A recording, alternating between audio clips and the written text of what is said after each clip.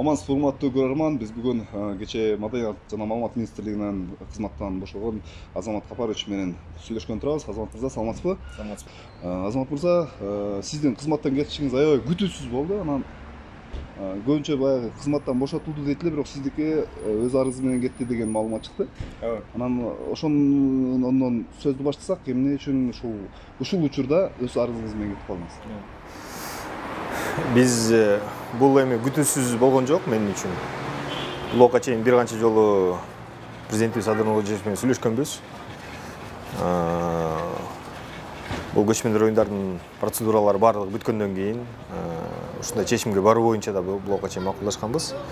Ошон үчүн негизги себеби башка жумуш сунушталгандыктан мен бул жумушумду өткөрүп берүүгө макулдугун бердим да. Демек, сиз жакын күндөр башка кызмат кыласызбы? Ооба, азыр ошол сүйлөшүп атат. Азыр айта албайм кайсы кызматка барарымды, ошондуктан мамлекеттик кызматтын ичинде болом. Негизи сиздин ушул кызматтан кетишиңизге баягы көчмөндөр оюнун көбүрөөк байлап койгондор да болду да. Ошо божомолдогондор болду, көк бөрү оюнун ойланышты да көп талкуулар болду. Анан уюштуруу иштеринде бир маселе болду эле, кандай болду? Жок, көчмөндөр оюндардын буга чечеси жок эч кандай. Блокка чейинки эле болгон сөз. Көчмөндөр оюндардагы тескеринче баягы көкбөрү оюнунун кирип калуу чоң иши, эмгеги бул ошол биздин команданын ошол жерде жасаган жумушу.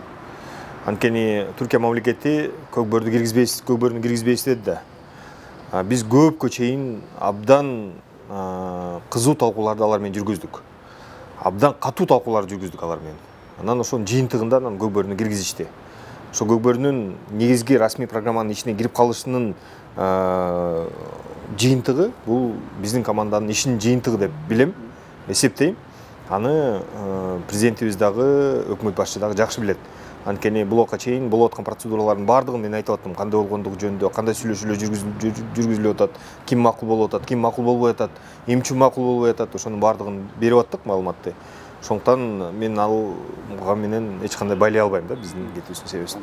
Негизи оюндардын жыйынтыгы кандай болду? Оюндардын негизги жыйынтыгы жакшы, 58 медаль. Бир канча алтын, бир канча күмүш, бир канча коло. Эң чоң жеңишибиз, өзүңүздөр билгендей, көчмөндөр оюндарынын чоң кызуу оюну бул көкбөрү.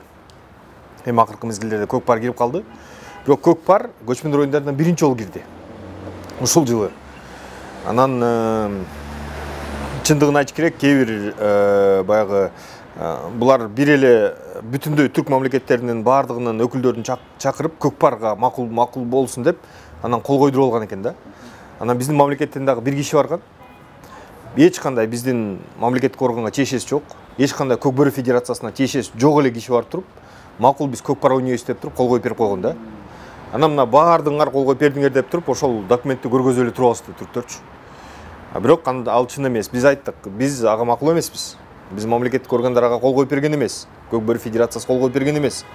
Ошондуктан көкбөрүнү киргизгиле деп блокка чейин сөз болду.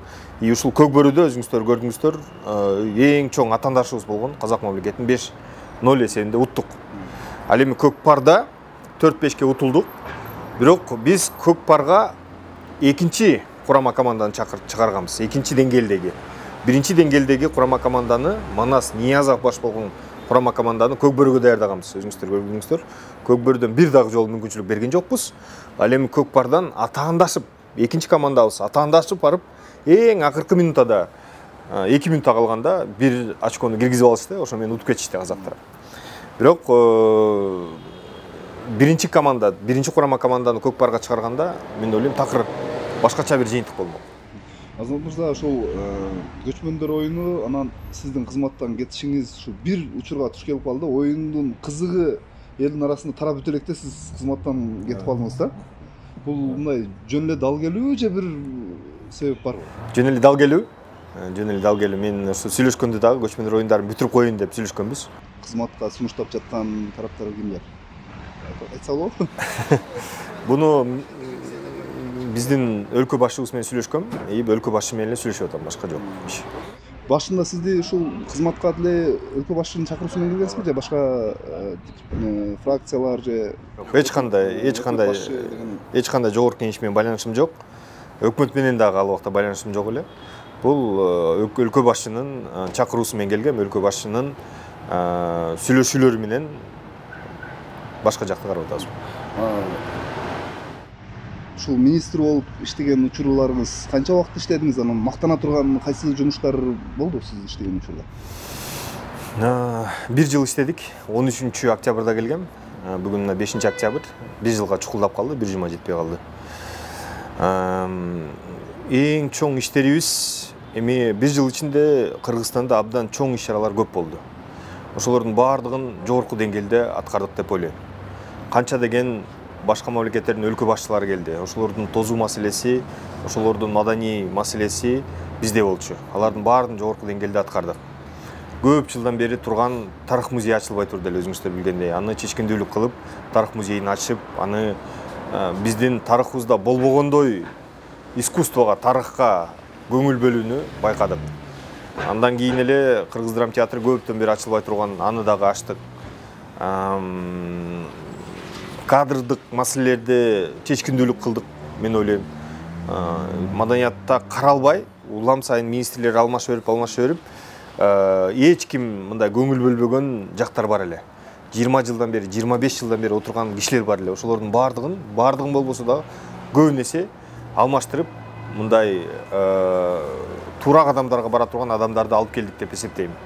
Мына опера балет театрынын директору азыр учурда абдан жакшы иштеп, ушул тармакты көтөрүп атат. Жакында эле мына Куринкеевди алмаштырдык элек, жакында эле Абдраев мектебин алмаштырдык элек. Сулайман Тоону жакында эле алмаштырдык элек. Ош драма театрын алмаштырдык, Жалал Абад театрын алмаштырдык. Театрлардын көбүн мындай жакшы бир ишмердүүлүккө берилген. Ошол иштин көзүн билип, элди театрга тартала турган, же болбосо ошол мекемесине тартала турган кишилерди алып келдик элек. Жакшы бир команда топтоп баштаганбыз. Эми мен ойлойм, ошол ишти алар улантып жакшы бир жыйынтык бериш керек. Сиз кызматтан кеткенде бир күндө ушу 4 министрдин бирөөсү болуп калдыңыз да, бир күндө кызматтан кеткен туурабы? Анан соц тармактарда сиз өзүңүз деле активдүү адамсыз, бүт эле окуп атсаңыз керек эми жазгандарды. Анан көбү жазып атат, жанагы көп профессионалдар кетип калды, президенттин, бийликтин баягы командасында чабал кадрлар дагы кирип калды деген пикирлер болуп атат. Буга кандай комментарий берет элесиз?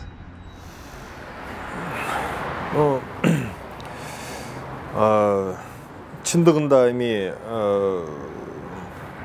Алмаз Бейшеналиевдин кетиши мен үчүн да күтүүсүз болду. Энергетика министри да абдан жакшы иштеп аткан. Аны дагы күтүүсү мен үчүн күтүүсүз болду. Башка министрлерди мен айта албайт экенмин. Эми жаңы келген министрлерди мен чындыгында тааныбайм. Алардын профессионалдуулугуна мен баа бере албайм, канчалык чабал келбегендиги жөнүндө.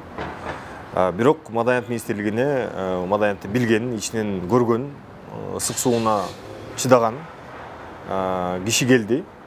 Көп нерсени алдыга жылдыра алганга мүмкүнчүлүк болот. Ошондуктан эми баягы уучубуз кур эмес, өлкөдө профессионалдар көп. Бири кетсе бирин алып келүүгө мүмкүнчүлүгү бар. Мен ойлойм, баардыгыбыздын каалообуз азыркы учурда мамлекет өнүксүн деп атабыз.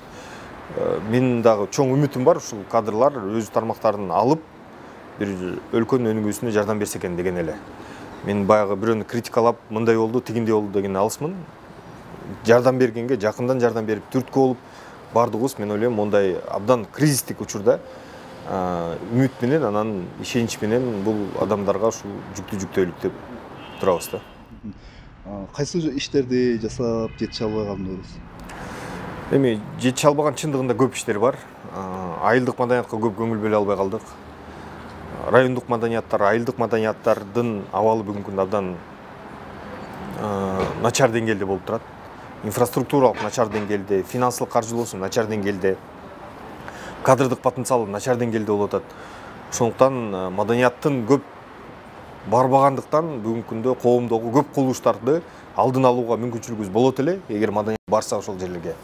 Ошолорду жасаганга мүмкүнчүлүгүбүз болбой калды. Көп жерлерде өзүңүздөр билгендей, баягы көп жыл маданиятка көңүл бөлүнбөй, анан инфраструктуралык жаңылануулар болгон эмес. Абдан начар деңгээлде көп жерлерде. Ошолордун баардыгын жаңылоонун чоң пландары бар эле, ошолорго жетишпей калдык. Эми биз баягы маданият министрлигинде дегенде бүгүн маданият деле карап атабыз да. Менде 6 тармакты башкардык биз. Ал жерде спорт бар эле, жаштар саясаты бар эле, маалымат бар эле, туризм бар эле, этникалык аралык мамиле бар эле. Мына ошолордун баардыгын караш керек элек да. Ошондуктан ар бир тармакта жешпей калган иштерибиз абдан көп. Кайра мамлекеттик кызматка барам турган оюңуз бар экен демек. Алда. Ооба, азыр аны талкуулап атабыз. Буюрса жакынкы араларда биз жарыялайбыз. Озон мырза, сизге ийгилик каалайбыз. Рахмат убакыт бөлгөнүңүз үчүн. Чоң рахмат.